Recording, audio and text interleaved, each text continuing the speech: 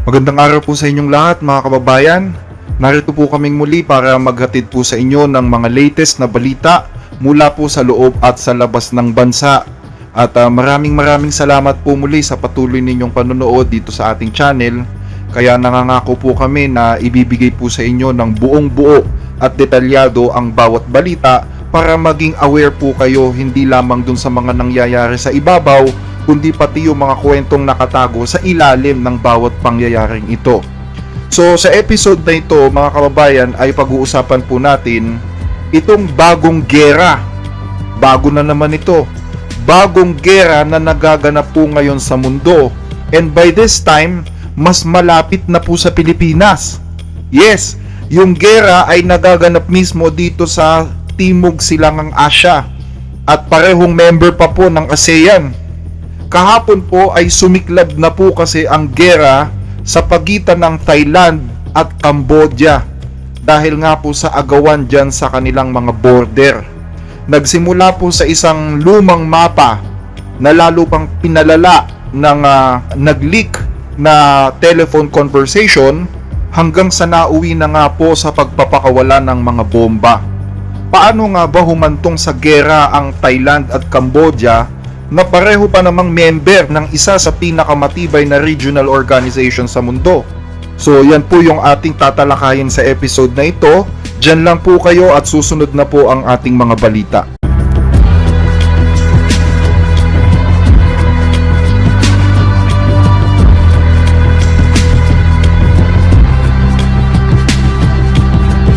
Last June 10, kung kayo po ay laging nakasubaybay dito sa ating channel, ibinalita po ng The Blessed Reader Channel ang tumitinding tensyon sa pagitan ng bansang Thailand at Cambodia. Sinabi nga po namin sa inyo noon na posible anumang oras ay pwede nang magsimula ang gera dyan sa dalawang bansa na yan. Tigmaan ng Thailand at Cambodia, posible daw sumiklab. At ngayon hindi nga tayo nagkamali, ibinasura na ang diplomasya dyan sa dalawang bansang yan dahil kanina lang pong madaling araw, binomba po ng Thailand ang ilang mga military bases ng Cambodia. Nagtagulo po ang mga tao at nagresulta po ito ng 12 patay.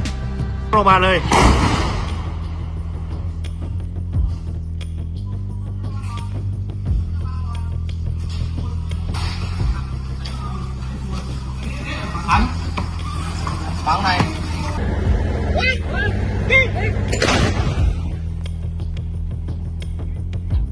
Cái nông tiếp chốt chốt chốt tiếp tiếp tiếp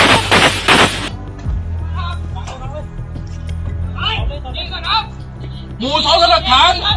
Cả số lớp bờ. Chụp cho em 119 một chiếc 3117 một viên 454 đất đường mùa thổ phóng. Mùa thổ hết.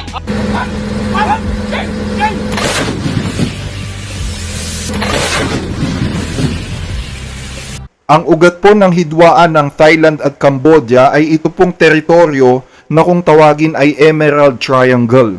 May isang partikular na lugar po dyan sa region na yan na pinag-aagawan ng Thailand at Cambodia. At ang sabi nga po sa balita, nagtanim daw po ng mga landmine o ng mga mina yung mga Cambodian soldiers dyan sa lugar na yan. Hanggang sa merong isang Thai soldiers na nakaapak, nasabugan at naputulan nga po ng paa. Hindi pa po nagtapos doon dahil noong July 23, 5 Thai soldiers pa ang nasugatan dahil pa rin po sa landmine na itinanim ng Cambodian soldiers. So napiko na po ang Thailand kaya pinauwi na po yung kanilang Thai ambassador na nasa Cambodia. Pag ganun, mga kababayan, pag nauuwi yan sa pagpapauwi ng mga ambassador, alam mo na kung anong kasunod nun, di ba? Gera na yon. Tapos ipinasara pa yung border.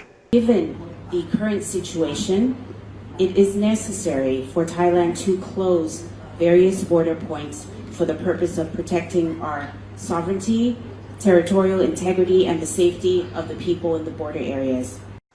Actually, hindi malinaw kung bakit biglang sumiklab ang gera kaninang madaling araw dyan sa Thailand. Kasi ang sabi ng Thailand, nauna daw ang Cambodia. Nagpakawala daw ng drone ang Cambodia Kaya nag-warning ang Thailand na mag-de-escalate. Kumbaga, huminto kayo, itigil nyo yan. Pero hindi daw pinansin ng Cambodia at nagpaputok pa nga daw po sila ng baril at nagpakawala pa po ng mga raket na tumama sa ilang mga sibilyan at sa isa pong gasolinahan.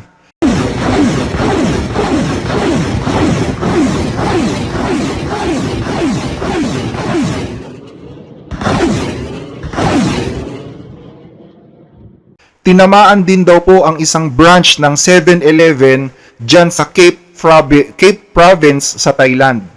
Meron din daw pong pagsabog sa probinsya ng Surin na ikinamatay nga po ng ilang katao doon, kabilang ang isang 8 taong gulang na bata. So, wala pong choice ang Thailand kundi gumanti daw. Nagpalipad ang Thailand ng mga F-16 fighter jets na nagbagsak daw po ng 2 bomba sa Cambodia. So nag-alarm ang mga sirena, nagkagulo ang mga taga-nayon at nagtakbuhan para iligtas po ang kanilang sarili. At ayon sa report, 40,000 na mga sibilyan ang napilitang lumikas po. Nagdagsaan din po ang mga tao sa mga evacuation sites dyan sa Thailand, meron din sa Cambodia dahil nga sa pambobomba na nangyari kasunod. So eto, pati po yung mga estudyante, no, kung nakikita ninyo sa mga paaralan na malapit dyan, nagtakbuhan na sila and they were being assist dun sa mga bomb shelters.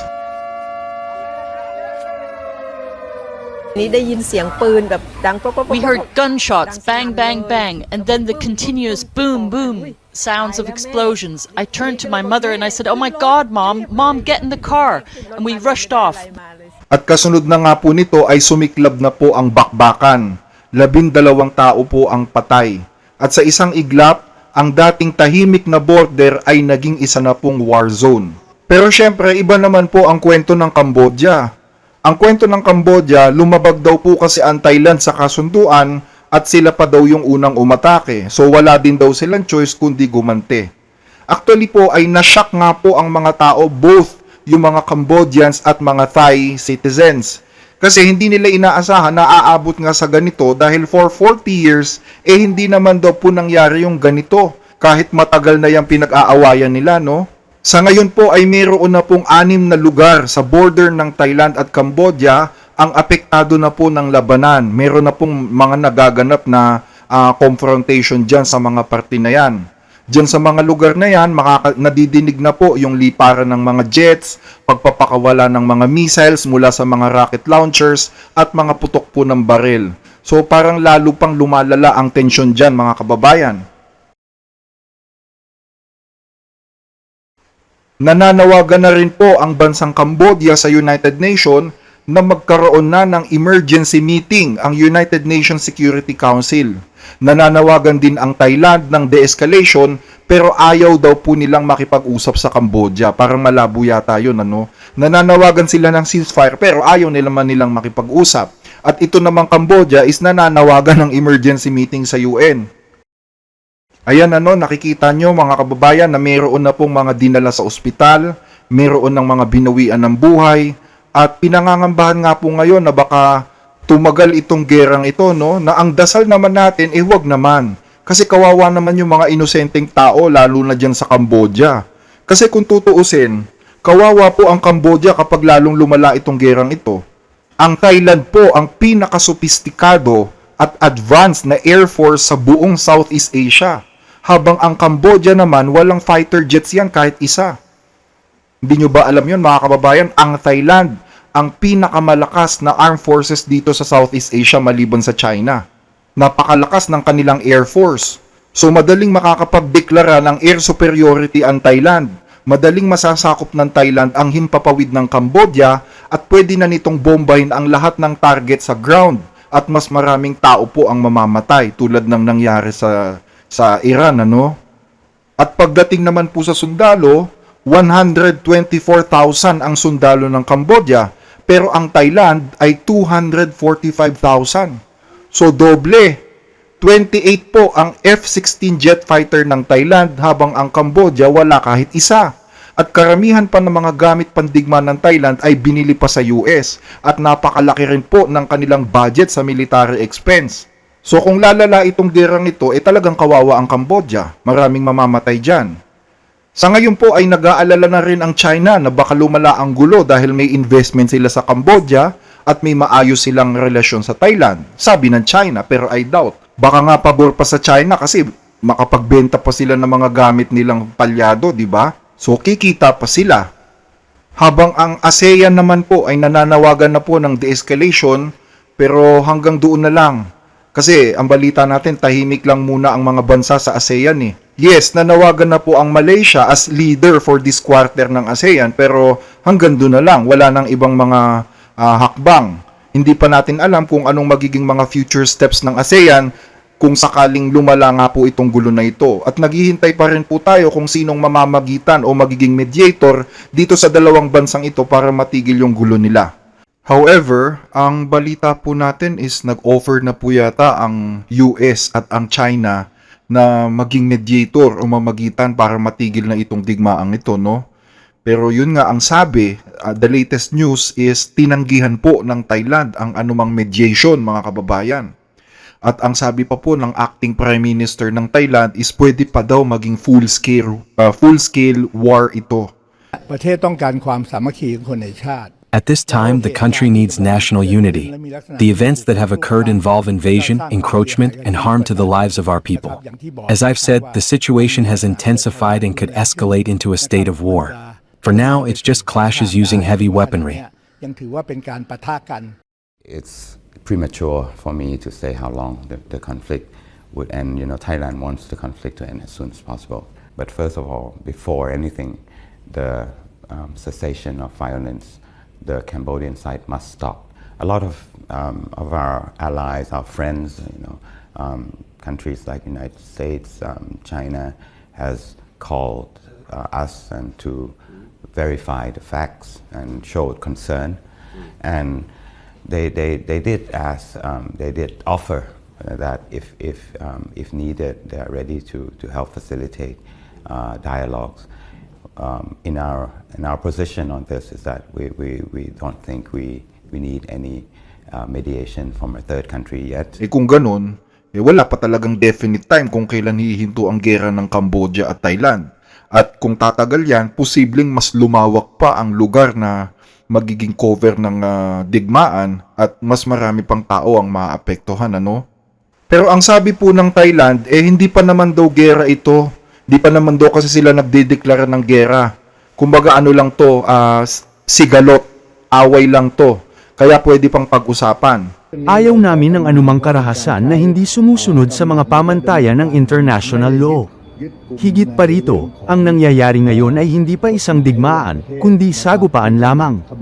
Ang pagiging mabuting magkapitbahay at ang pagkakaroon ng kakayahang maresolba ang kanilang mga pagkakaiba, ay pangunahing interes at pangmatagalang layunin para sa magkabilang panig. Ipinagtatanggol ng Thailand ang prinsipyo nito sa mapayapang solusyon at hindi sa karahasan, at mas mahalaga pa rin ang dialogo sa paglutas ng sitwasyon. Pero maliwanag naman na sa nakikita natin, ang Cambodia mismo ang nag-uudyok ng gulo. Pero medyo matigas po ang Cambodia, mga kababayan. Ang gusto ng Cambodia ay resolbahin ang issue sa International Court of Justice na ayaw naman ng Thailand. Kasi kung matatandaan ninyo, nagkaroon ng desisyon ang International Court na pabor sa Cambodia na syempre hindi naman natanggap ng Thailand. So paano mo dadalhin ngayon yung usapan sa International Court kung mismong Thailand ayaw? Kasi nga, actually 2 beses na nga silang natalo sa International Court tapos dyan mo pa dadalhin yung issue. Natural, hindi papayag ang Thailand, di ba? Ngayon, baka may magtanong sa inyo, ano bang pinag-aawayan nitong 2 bansang ito? Sino ba talaga ang may kasalanan? Sino ba ang promotor? Actually po ay ipinaliwanag na po namin sa inyo sa aming balita noong June 10 kung sino o kung saan nag-umpisa itong away ng 2 bansa. Matagal na po ito 40 years na. So balikan lang po natin saglit yung ating naging balita noong June 10. Taong 2025 na. Pero patuloy pa rin nabubuhay ang Timog Silangang Asya sa ilalim ng mga borderline na iginuhit noong 1970s. Iginuhit ng mga Europeans ang mga border na ito para sa kanilang interes, pero ang rehiyon ay patuloy na nagdurusa sa mga naging bunga nito. Isang halimbawa ang Thailand at Cambodia. magkaratig na bansa na mahigit may 800 kilometrong haba ng pinagsasaluhang border sa gitna. Pero sa ilalim ng katahimikan ng dalawang bansa, may matagal na palang alitan ang mga ito tungkol sa kanilang mga teritoryo. Ang ugat ay nagsimula sa isang hindi maayos na pagkakaguhit ng mapa noong 1907, panahong nasa ilalim pa ng pananakop ng mga Pranses ang bansang Cambodia. Ang France at ang bansang kilala natin ngayon bilang Thailand ay nagkasundo noon tungkol sa border. At dahil sa kasunduang ito, nabuo ang isang mahigit 817 kilometrong border sa pagitan ng dalawang bansa. Ngunit sa ilang bahagi nito, lalo na malapit sa mga sinaunang templo, naging malabo at hindi tiyak ang pagkakahati. Mabilis na lumipas ang panahon, pero hanggang ngayon, ang dalawang bansa ay nag-aangkin pa rin ng ilang mga pinag-aagawang teritoryo. Noong 2008, muling lumala ang tensyon nang magkaengkwentro ang mga puwersang Thai at Cambodian malapit sa Preah Vihear, isang Hindu temple na itinayo noong ika-11 siglo. Umabot sa 28 katao ang namatay sa tensyon na tumagal ng ilang taon. Tumigil din kasabay nito ang anumang diplomatikong usapan sa pagitan nila. Noong 2011, lumala pa ito ng husto na kailangan ng makialam ng United Nations. Noong 2013, naglabas ng desisyon ang International Court of Justice or ICJ na nagsasabing ang pinag-aagawang lupain ay pag-aari ng Cambodia. Isang desisyon na hindi ikinatuwa ng Thailand. Tinanggihan nila ang desisyon ng ICJ at iginiit na dapat ayusin ito sa pamamagitan lamang ng bilateral talks. Ngayong taong ito, uminit ulit ang tensyon. Isang viral video ang kumalat kung saan makikita ang mga babaeng Cambodian na kumakanta ng makabayang awit malapit sa isa pang pinag-aagawang templo na ikinagalit naman ng Thailand para maghain ng isang formal protest. Pagkatapos nito ay naganap naman ang sagupaan noong May 28 kung saan isang sundalo ang napatay. Nagbintangan uli ang dalawang panig at parehong nagpadala ng dagdag na puwersang militar sa lugar.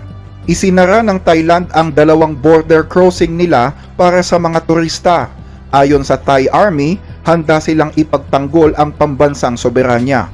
Sinabi pa nila na ang Cambodia raw ang unang nagdagdag ng mga sundalo at handa raw sila para sa mas mataas na antas ng operasyon kung kinakailangan. So ayan, ang ugat pala ng gulong ito ay isang lumang mapa. Isang lumang mapa na iginuhit noong panahon pa ng kolonyalismo, nung time na hawak-hawak pa ng French government ang bansang Cambodia. Nagkasundo ang French government sa Cambodia at ang royal family ng Thailand tungkol sa border. So, nagdrawing sila ng mapa. Iginuhit nila yung napagkasunduan nilang border. Pero yun nga lang, syempre, as time goes by, dumating yung time na may mga templo pala dyan na hindi matukoy kung sino ang dapat na magmay-ari. Kumbaga, hindi malinaw dun sa ginuhit nilang border nung unang panahon kung sino ang dapat magmay-ari dito sa mga templong ito. So, yan po yung pinag-aawayan nila ngayon, yung mga lumang templo dyan sa unidentified na border kung kanino dapat mapunta yan. Yung mga templo at yung hindi malinaw na pagkakagawa ng mapa, yan ngayon ang pinag-aawayan nila. At again, matagal na po yung issue na yan, mga kababayan, 40 years na nga, gaya ng sabi ko. Pero hindi pa po humahantong sa bombahan tulad ng nangyari kanina, no? Ang tanong, bakit nga ba kasi napunta sa ganon? Ano bang nangyari?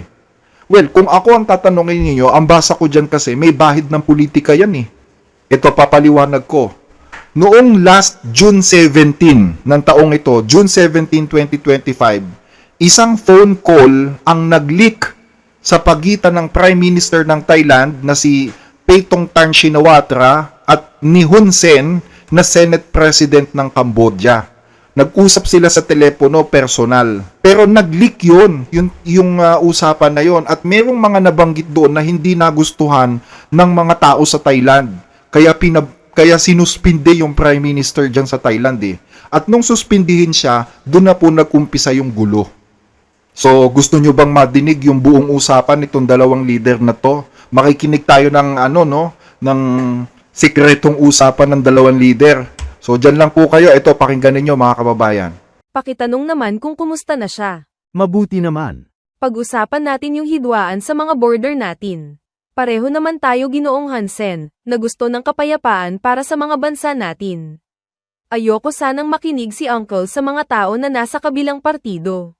Dahil kung makikinig kayo sa mga nasa kabilang partido tulad ng commander ng 2nd Army Unit, baka hindi ito makabuti sa'yo o baka ikagalit mo pa. Sa totoo lang, wala akong masamang intensyon. Gusto lang kasi niyang magmayabang kaya nakakapagsalita siya ng mga bagay na hindi pabor sa kapakanan nating dalawa. Ang gusto ko lang ay umiral ang dating kapayapaan at kaligayahan bago magumpisa itong gulong ito. Sana maunawaan niyo itong pamangkin ninyong ito dahil marami ng Thai ang bumabatikos na sa akin ngayon at sinasabi nila na dapat ay sa Cambodia na lang ako naging Prime Minister. Kung ano man ang kailangan ninyo ay sabihin niyo lang at aayusin ko. Una sa lahat ay gusto kong buksan ulit ang border gaya ng dati. Oo, ako rin. Sa totoo lang, ang Thailand ang unang nagsara ng border. Kaya kung babawiin ng Thailand ang utos na yun, susunod din ang Cambodia. Bubuksan natin ito tulad ng dati. Nadismaya kami sa nangyari sa Chongbuk. Sinunod naman namin ang gusto ng Thailand. Pumayag kami at gumawa ng aksyon. Gusto na kasi namin na bumalik na sa normal ang sitwasyon. Kaya nga inalis na namin ang aming mga sundalo, inayos na namin ang posisyon nila. Pero bakit isinara pa rin ng Thailand ang border para idiin kami? Kung pwede sana, bawiin ninyo ang kautusan tungkol sa pagsasara ng border, at babawiin din namin ang ban sa mga Thai agriculture products. Lahat ay babawiin namin. Alam mo, sobra na ang batikos na natatanggap ng administrasyon ko. Yung binanggit ninyo ni Ginoong Han Manet tungkol sa pagputol ng Thailand sa supply ng kuryente at tubig, sinabi ng foreign press na posibilidad lang yun, pero syempre hindi ibig sabihin ay gagawin namin yun. Pwede naman nating pag-usapan ito. Pwede nating sabihin na nagkaayos na tayo. Sasabihin namin na nagdesisyon na kami na pwedeng buksan lahat gaya ng dati. Pwede nating sabihin na nagkausap na tayo nila Ginoong Han Manet at nagdesisyon na tayo pareho na ibalik sa normal ang sitwasyon. Gusto nyo bang mag-post sa social media ang Prime Minister ng Cambodia? Oo kung pwede sana. Open naman ako sa kahit anong mungkahi ni Ginoong Hansen. Kailangan lang talaga nating gumawa ng kasunduan dahil matindi na ang batikos na natatanggap ko. Sa totoo lang, mas mahalaga sa akin ang stability kaysa sa iniisip ng Prime Minister. Pero yung mga sundalo ninyo ang nagsara ng border. Kaya siguraduhin mo lang na handa kang makipag-usap sa mga sundalo ninyo kung bubuksan mo ulit yan. Handa naman akong gawin yan. Naiintindihan ng Cambodia yan. Sige, susunod kami. Bubuksan namin ang border para sa kahilingan ninyo pero dapat ay may kasunduan tayo. Hindi pwedeng ako lang yung magbibigay. Baka masira ako sa mata ng publiko. Pati kasi yung ibang isyo na wala namang kinalaman sa border ay nahahalongkat na. Ayaw nyo kasi akong kausapin. Ang mga sundalo ninyo ang nagsimula ng gulong ito. Niloko kami ng mga sundalo ninyo. Inutusan nila kami na mag-adjust, kaya nag-adjust kami sa Chongbuk. Dapat nga ay okay na ito, di ba? Pinag-usapan na natin ito noon. So kung inayos na natin doon to, dapat ayos na rin pati yung iba, pati mga sundalo ninyo. Dapat ayos na lahat yan. Pero parang sinampal nyo ako sa mukha eh. Sana pag-usapan nyo ulit ito. Maginoong kausap yan si Ginoong Hansen. Tinutupad niya kung anong sinabi niya. Doon sa sinabi niya na nilinlang kami ng Thailand, sa totoo lang ay marami na kasi kaming natanggap na batikos. Kaya kung mauuna ang Thailand na kumilos sa loob ng 5 oras, babalik na sa normal ang lahat. Pamangkin, ang masasabi lang sa'yo ni Uncle ay kung walang kasiguruhan na maa-adjust ang mga sundalo ninyo, at kami naman ay umayos na, pero hindi pa rin bubuksan ng mga sundalo mo ang border, itutuloy namin ang ban sa mga produkto ninyo. Tulad nga ng sinabi ko, inayos namin ang aming mga sundalo sa Chongbuk dahil ang akala namin ay magkakaroon tayo ng kasunduan, pero biglang isinara ng mga sundalo ninyo ang border. Kaya kung makikipag-usap kami ulit sa inyo, lalabas na mukha kaming katatawanan. Kailangang umayos muna ang mga sundalo nyo sa loob ng 5 oras, saka kami susunod. May isang salita ako. Sige, makikipag-usap ulit ako sa Ministry of Defense. Pero gaya nga ng sinabi ko sa translator, ano man ang gusto mo ay sabihin mo lang. Pwede naman tayong magkasundo. Minsan kasi, yung post nyo sa Facebook ay parang alam mo yun. Sa ngayon, Ito na ang pinakamahinang sitwasyon ko mula nang umupo ako sa pwesto. Pagtungkol sa Cambodia ay iniiwasan ko talagang sagutin yan. Mahal ko kayo at nirerespeto ko kayo, Ginoong Hansen.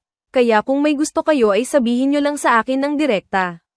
Tawagan nyo lang ako. Kung walang balita, hindi naman yan mapag-uusapan. Yung nag-leak, gawa lang ng media yun. Kung one-on-one ang usapan natin, hindi naman yan lalabas.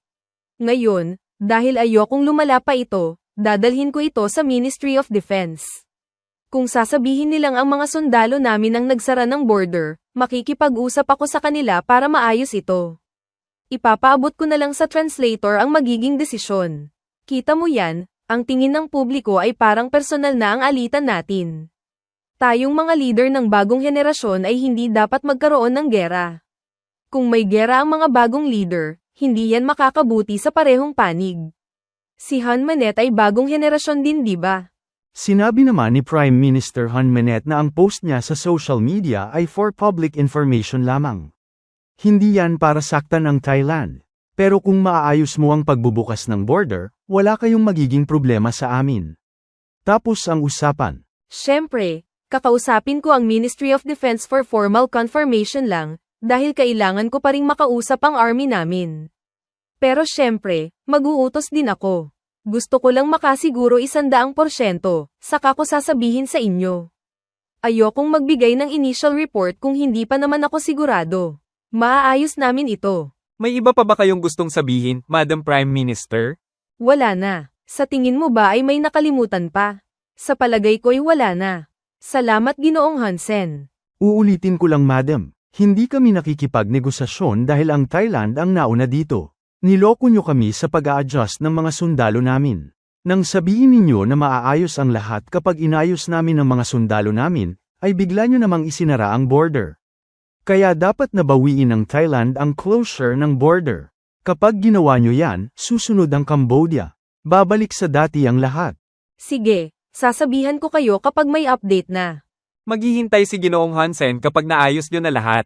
Sige, naiintindihan namin. Salamat, Ginoong Hansen. So ayan po no mga kababayan yung kanilang usapan.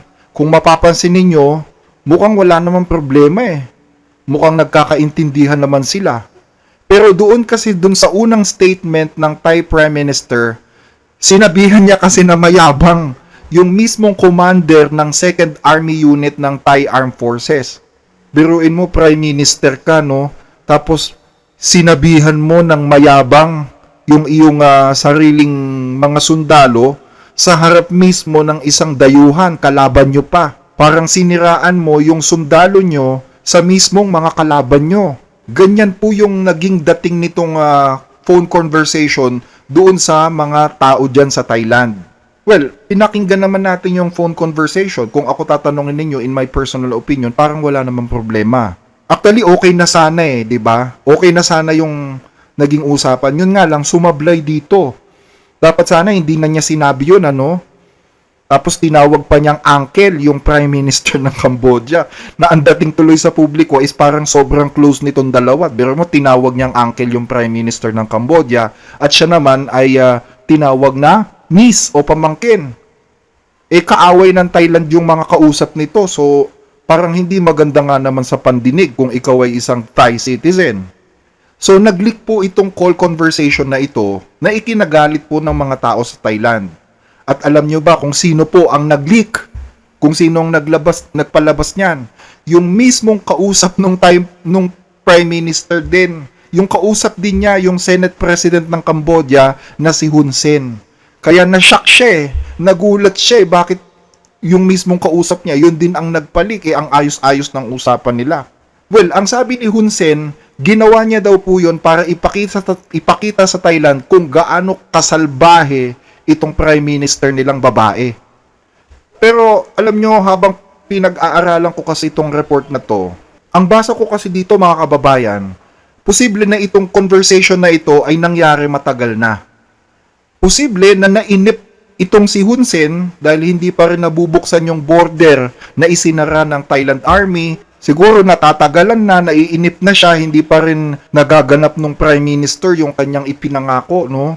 So siguro nainip siya. Nainip siya at inilik niya yung conversation nila. Kasi sa totoo lang, kung iintindihin mo naman itong Senate President ng Cambodia, nasa katwiran naman din siya eh. Posible na nainip siya o talagang nainsulto nga sila sa nangyari. Kasi ang Cambodia tumupad sa usapan para wag magkagulo. Ang usapan, kailangan nilang dumistansya. Kailangan nilang lumayo dun sa pinipwestuhan ng mga sundalong Thai. So ang Cambodia, para lang for the sake na wag nang magkaroon ng confrontation, umatras sila, umiba sila ng pwesto, lumayo sila. Pero nung umatras sila, tsaka naman isinara ng Thailand yung border. So insulto talaga yon. At ngayon, hindi pa rin daw naaaksyonan ng Prime Minister ng Thailand yung problema, kaya siguro the possibility is nainip itong si Hun Sen at inilik yung conversation. Parang pinapalabas niya na masamang babae at walang kwentang kausap itong Prime Minister ng Thailand. Na ang tingin ko naman, baka talagang mahina lang talaga itong Prime Minister ng Thailand at hindi niya kayang mapasunod yung kanyang mga sundalo para buksan sana yung border gaya ng hinihilingan ng Cambodia. Dahil sumira nga sila sa usapan, di ba? Bigla nilang isinara yung border nung makalayo ng distansya yung mga Cambodian soldiers. So kumbaga, hindi mo mapasunod yung mga sundalo mo, so ako gagawa ng paraan. Dapat mapalitan ka ng isang leader na talagang may kakayahan na umaksyon at mapasunod ang mga sundalo ng Thailand. Kaya inilabas niya ngayon yung conversation at ang mga tao nagalit na dun sa kanilang Prime Minister. So suspendido na ngayon yung Prime Minister ng Thailand. At dahil suspendido na nga ang Prime Minister ng Thailand, wala nang choice ang Cambodia. Feeling nila ngayon na dihado sila. Kaya naglagay sila ng mga landmine sa paligid ng border na naapakan naman ng mga Thai soldiers. Ayun, putol ang paa. Dihado ang Cambodia. Ang sabi ng Thailand, lumayo kayo kasi medyo malapit kayo sa mga sundalo namin, baka magpang-abot kayo. Ang Cambodian Army umatras. Pero pag atras nila ng pwesto, bigla namang isinara ng Thai Army yung border. So feeling ng Cambodia na iskam tayo doon. Kaya siguro nagpakawala ng racket ang Cambodia dahil sa inis.